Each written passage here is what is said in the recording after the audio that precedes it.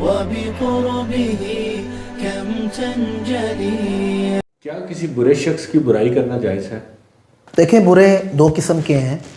ایک وہ ہیں جو چھپ کے گناہ کرتے ہیں، اور ایک ہیں جو علل اعلان گناہ کرتے ہیں. انہیں فاسق مولن کہا جاتا ہے، یعنی اعلانیہ گناہ کرنے والے. تو جو چھپ کے گناہ کرتا ہے اس کا عیب چھپانا تو واجب ہے. جو کوئی مومن چھپ کے گناہ کرتا ہے لیکن آپ کے علم میں ہے کہ وہ گناہ کرتا ہے تو اس کا وہ گناہ عیب چھپانا واجب ہے. لیکن جو اعلانیہ گناہ کرے تو امام الانبیاء کی حدیث ہے کہ جس نے اپنے چہرے سے حیا کا پردہ ہٹا دیا اس کی کوئی غیبت نہیں. یعنی جو اعلانیہ گناہ کرنے والے ہیں ان کی کوئی غیبت نہیں. اچھا، جو چھپ کر گناہ کرنے والے ہیں ویسے تو ان کا گناہ چھپانا واجب ہے، لیکن اگر ان کا عیب چھپانے سے کسی دوسرے کا نقصان ہو تو پھر اس کا عیب بیان کرنا گناہ نہیں.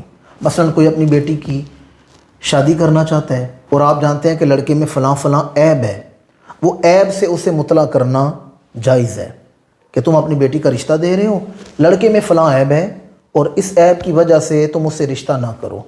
اس صورت میں اس کا عیب بیان کیا جا سکتا ہے. اسی طرح اگر کسی مومن کا اہل اسلام میں سے کسی کا نقصان ہو رہا ہو، یعنی کوئی دکاندار ملاوٹ کرتا ہے یا مارکیٹ میں 2 نمبر سودا بیچتا ہے یا ملاوٹ کر کے مال بیچتا ہے، جھوٹی قسمیں اٹھا کر غلط مال بیچتا ہے، تو دوسروں کو اس سے بچانے کے لیے اس کے اس عیب سے دوسروں کو مطلع کرنا یہ جائز ہے. جو آدمی علل اعلان گناہ کرتا ہے اس کا عیب تو ظاہر ہے، وہ تو چھپا نہیں.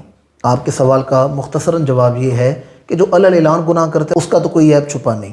جو چھپ کے گناہ کرتا ہے اس کا عیب چھپانا واجب ہے اگر دوسرے کا نقصان نہ ہوتا ہو. بہرحال اسے نصیحت کرنی چاہیے. كم تنجلي